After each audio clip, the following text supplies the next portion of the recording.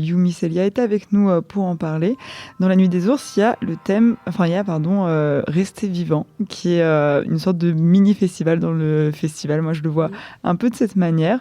Et cette année, vous avez choisi d'aborder le terme de l'eau, avec pour titre l'Odyssée.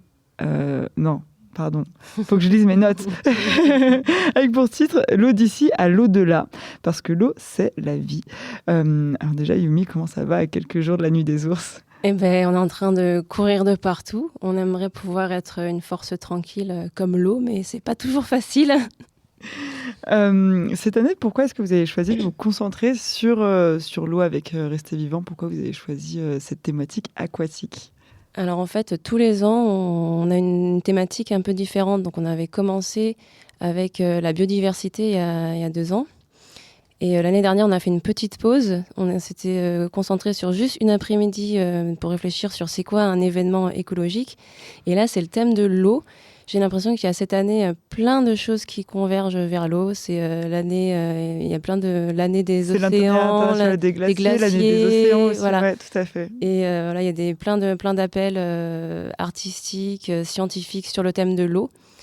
Et il se trouve que à Valorcine et dans la vallée de Chamonix, on a de l'eau toute l'année dans tous ses états, glaciers, forêts, dans l'air, partout. Et on a vraiment de la chance de la voir aussi présente d'une manière aussi belle et abondante.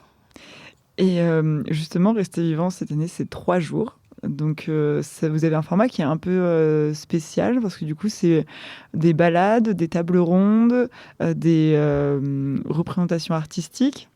Est-ce que tu peux un peu nous parler de comment vous avez mis ça en place ? Ouais. Alors, Rester vivant, on pense vraiment comme un espace-temps d'échange, de coopération et d'exploration où on s'interroge sur nos rapports au monde. C'est pour ça qu'on ne veut pas que ce soit quelque chose de frontal où tu as les sachants d'un côté et les apprenants de l'autre. On veut que ce soit vraiment quelque chose qui déjà s'ancre dans le territoire. Donc c'est pour ça qu'on a des balades et sous divers formats.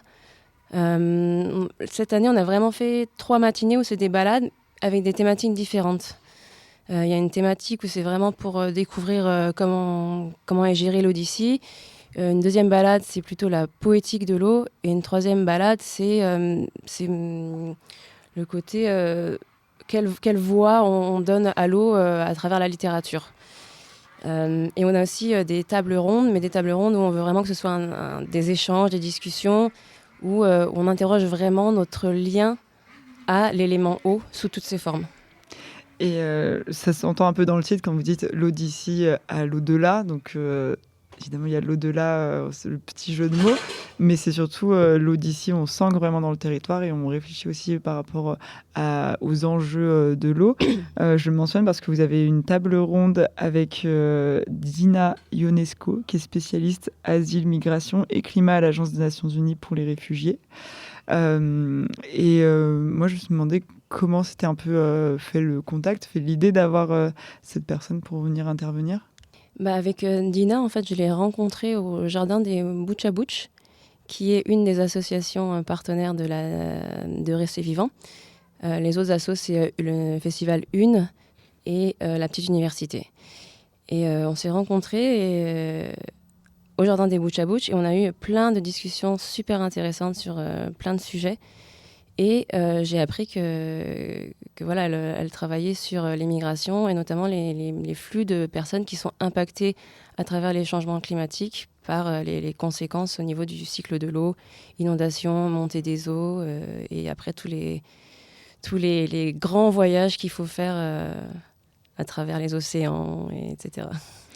Et donc, elle fait partie des personnes qu'on pourrait dire expertes, parce qu'il y a aussi des scientifiques qui viennent. Il y a Jean-Baptiste Bosson, notamment, qui intervient. Mais pas seulement dans votre format, il y a aussi des personnes originaires de Valorcine. Donc, il y a Renaud Filippelli.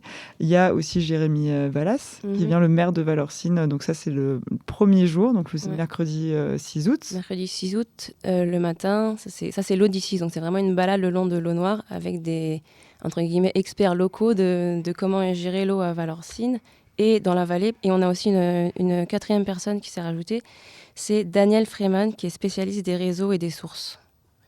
Ok. Donc lui qui est pas forcément originaire, mais qui connaît comment Alors, est je géré. ne me rappelle plus s'il est originaire. En tout cas, je pense qu'il est vraiment, il a bossé sur les réseaux de la vallée, je crois. Ok. Mais hyper intéressant. Et moi, du coup, voilà, c'est ça qui m'intéressait, c'est l'aspect de vous réunissez des personnes qui sont originaires de la vallée. Donc le Mhm. mercredi matin, c'est une balade le long de l'eau Noire, donc Mhm. la rivière qui traverse Valorcine. Et donc vous réunissez des personnes qui connaissent cette rivière parce que c'est leur paysage de tous les jours. Mhm.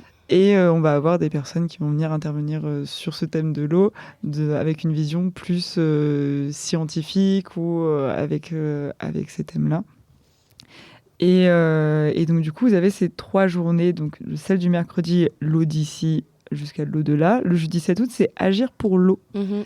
Et est-ce que tu peux un peu nous parler de cette journée du Ouais, jeudi? je vous fais le déroulé de la journée. Ouais. Alors, on va commencer par une balade le long de l'eau Noire qui s'appelle la poétique de l'eau. Et c'est une balade vraiment qu'on va essayer de prendre notre temps pour se ressourcer tout en interrogeant notre rapport à l'élément par une série d'expériences guidées. Donc l'idée, c'est d'ouvrir les sens, de s'immerger dans le cœur de cette rivière et d'arriver à peut-être changer notre perspective ou retrouver des sensations qu'on a perdues. Et ça, on le fait, c'est moi avec Camille Sauva, qui est poète, et on a été très inspirés par les éclairages de Mado Ehrenborg, qui se dit exploratrice sensible et gardienne de rivière. Et malheureusement, elle ne pourra pas être là, mais c'est un peu la personne qui a été à l'origine de cette approche-là.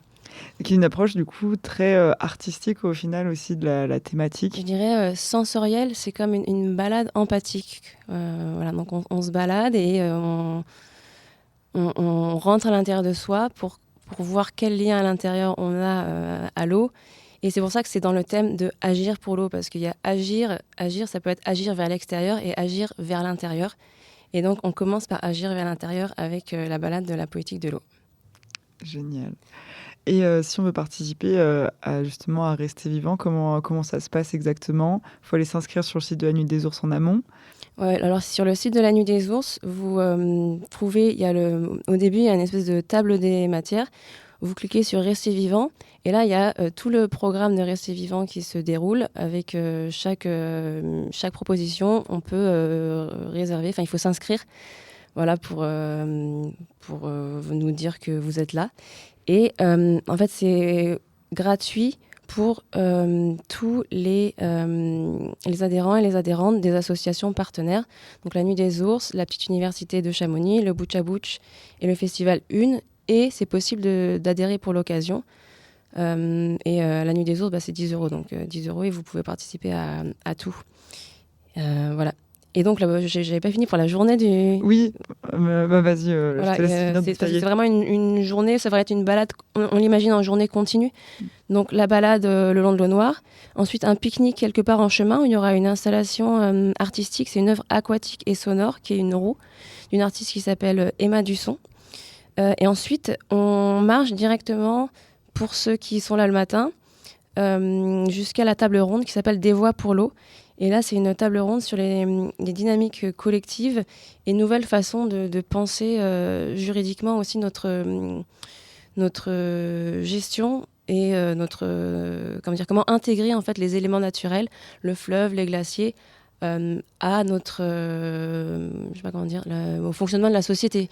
Donc donner une personnalité juridique aux entités Ce qui est en naturelles. débat actuellement Voilà. pour les fleuves, il me semble. Les fleuves, le glacier des Bossons, enfin le glacier des Bossons, pas du tout, le glacier du Mont Blanc avec Jean-Baptiste Bosson qui est beaucoup derrière ça et qui sera là à la table ronde avec Nina Souko qui est membre du comité IDEO à l'origine de l'Assemblée populaire du Rhône.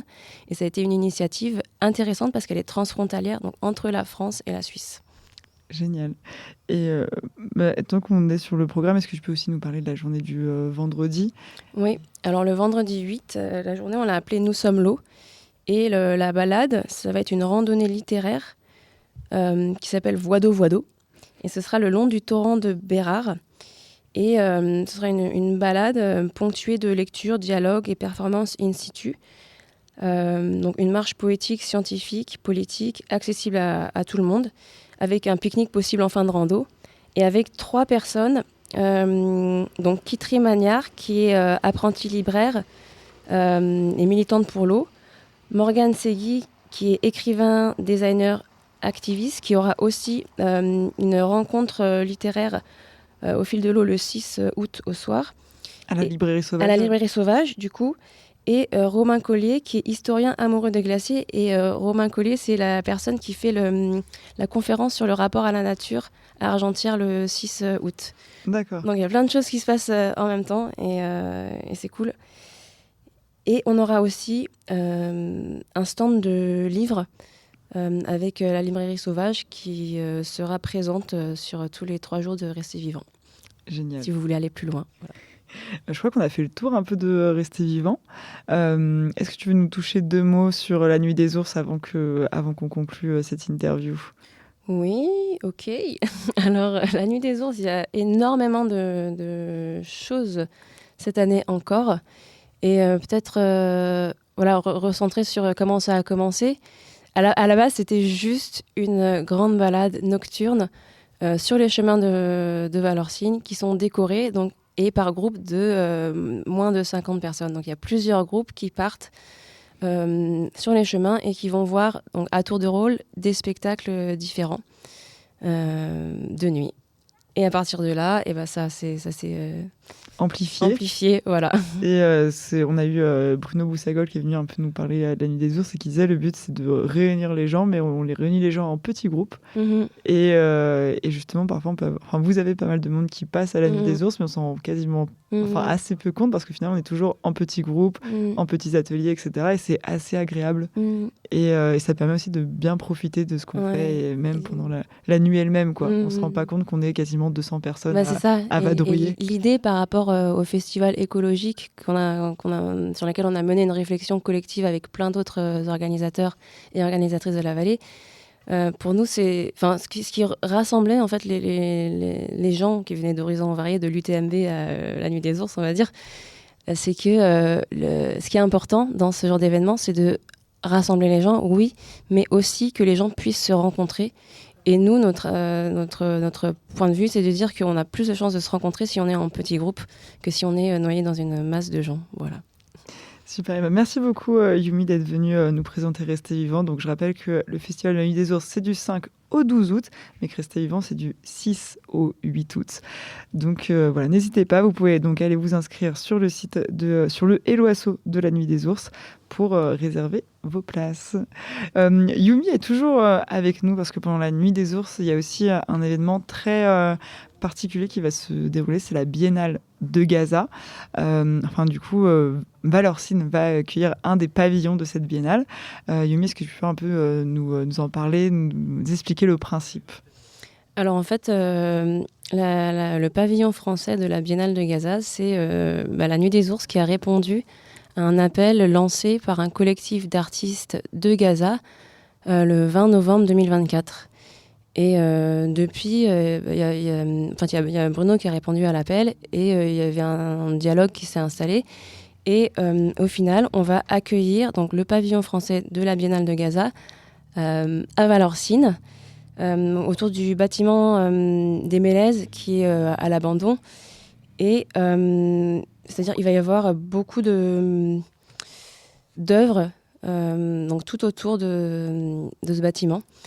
Et, des œuvres qui sont faites donc par des artistes gazouis. Voilà, des œuvres qui sont conçues, pensées, créées à Gaza et que nous, on contribue à faire traverser les frontières qui sont bloquées et qui seront, pour certaines, produites au Caire et d'autres qui seront réalisées directement sur le mur du bâtiment par des artistes qui sont ici.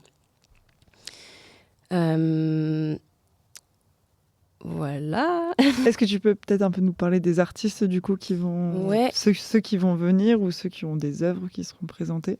Oui, alors le projet artistique de ce pavillon français, c'est la nature en tant que refuge. Et donc il y aura 6 œuvres qui vont être exposées dans la forêt et autour de ce bâtiment. Et donc, c'est des œuvres de Gaza qui trouvent refuge à Valorcine, avec comme vision artistique, c'est, je cite, «Les artistes sont absents, la terre est distante, les mains ne peuvent construire, le corps est fragmenté, mais l'histoire survit.» Voilà. C'est très fort.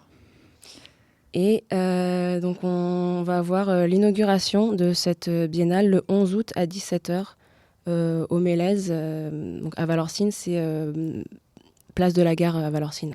Et il y a une lecture pas une lecture, des chants de berceuse. Oui, alors c'est moi qui ai lancé cette idée. Je ne sais pas trop si ça va prendre. Enfin, il y a quelques personnes qui m'ont dit oui, on va chanter. Mais j'ai proposé pour l'inauguration, pour la cérémonie, de chanter des berceuses, si possible, du monde entier dans des langues différentes, pour les familles, les enfants, les parents voilà, de Gaza. Est-ce que voilà, il y aura 6 œuvres.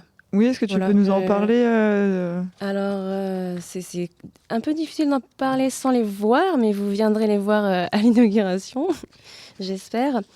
Il y a une sculpture imprimée en 3D de l'artiste Fares Ayash qui s'appelle Dorgam ou Dorgham, je sais pas, Dorgam, je sais pas. Dorgham, désolée pour la prononciation, qui veut dire celui qui est fort. Et en fait, c'est une ballerine qui porte des chaussures, c'est des chaussures, des Crocs en fait, qui sont distribuées par les Nations Unies et que les gens portent et qui sont usées jusque la semaine et qui est la seule barrière qui leur reste entre la terre brûlée et la chair humaine. Il y aura une autre œuvre, ça s'appelle Le Cri de la mort de Malak Abou Aouda, qui vont être imprimées ici. Elle les a dessinées. En fait, elle a tout perdu, bien évidemment, donc elle s'est tournée vers la peinture numérique. Et donc, c'est des tableaux créés numériquement et qui vont être imprimés et exposés sur les balcons des Mélèzes. Donc on voit, on voit des. Donc c'est très rouge, orange, noir. L'idée c'est du feu. Voilà, l'idée du feu que voilà, ça brûle et que les gens sont là. Voilà, il y a des. Voilà, je sais pas quoi dire de. Non mais c'est très bien. Ça, donc c'est la deuxième. Ensuite, il y aura une fresque qui s'appelle Abou al-Koufié. Donc je pense que ça veut dire le père au Koufié. Et c'est une peinture murale en noir et blanc qui a été dessinée à Gaza et qui sera donc reproduite par des artistes ici. D'accord. Donc c'est un homme et des oliviers. Ensuite, il y a une œuvre un peu plus abstraite qui s'appelle Lutte chronique de Mohamed El-Kurd, qui est une installation autour d'un arbre avec des cercles en acrylique à travers desquels passe la lumière. Et il y a toute une symbolique voilà, sur ces cercles dans les tons bleus avec des triangles, des ronds. Ensuite, nous avons la Roquette et la carotte. Donc ça, c'est une installation par Hanem Alden. Et en fait, c'est une table, un parasol avec imprimé militaire, un sac de l'UNRWA, donc cet organisme des Nations Unies qui était vraiment dans la logistique de l'aide humanitaire et l'aide aux réfugiés, et un tas de carottes. Et voilà. Je peux poser la question de pourquoi des carottes? Pourquoi des carottes? C'est en référence à la carotte et le bâton. Ah, d'accord. Et donc c'est une satire en fait du schéma de carottes avec l'aide humanitaire et bâton avec la guerre. Oui. Voilà. Okay. Et donc du coup c'est des œuvres à venir découvrir le 11 août. Voilà. À Valorcine. Il me semble aussi que vous faisiez une levée de dons pour pouvoir financer ce pavillon français. Exactement. Donc c'est toujours sur le Hello Asso de la Nuit des Ours. Oui, c'est alors pour l'instant c'est dans la section mémoire et résistance, mais comme ça va être quelque chose qui va durer au-delà de juste l'événement La Nuit des Ours du 5 au 12 août, je vais créer une page à part dans les prochains jours. Et par contre, pour l'instant, si vous allez sur le site de La Nuit des Ours, donc www.nuit-d-ours.com, sur la page d'accueil, en haut, il y a édition 2024, un bouton et un bouton bleu qui dit Biennale de Gaza. Et avec ça, vous allez direct sur la levée de fonds. La Biennale de Gaza, c'est évidemment un renvoi à la Biennale de Venise, où d'une certaine manière toute l'Europe se rassemble à Venise, avec chaque pays à son pavillon. Là, c'est l'inverse, c'est-à-dire qu'au fond, Gaza s'éclate dans tous les pays qui veulent bien d'eux. Et il y a donc 13 villes pour l'instant, mais ce ne sont que des capitales. On est le seul village au monde à accueillir cette biennale. Mais en même temps, chaque pays qui accueille à sa manière. Hein. Donc déjà en Angleterre, il y a eu à Londres, il y a eu un accueil. En fait, c'était un journal qui est passé clandestinement. C'est une artiste qui écrit, enfin qui dessine donc tous les jours, qui fait un dessin dans son journal, dans son cahier. Et elle a réussi à passer ce cahier clandestinement la frontière. C'est arrivé à Londres et ça a été exposé. Voilà, donc c'est un petit objet. C'est évident que voilà, nous, ça va être énorme puisque on nous prête, si on peut dire, la ville de Valorcine nous prête une friche qui s'appelle Les Mélèzes. Donc c'est un immeuble de, je ne sais plus, 60 mètres de long, 10 mètres de haut. Et donc on va essayer d'occuper tout ce...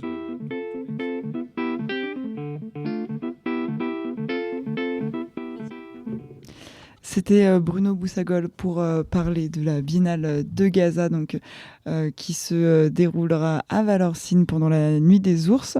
On en a parlé avec Yumi aussi pendant notre Radio des Villages. Vous pourrez venir voir le résultat le 11 août au Mélèzes à Valorcine.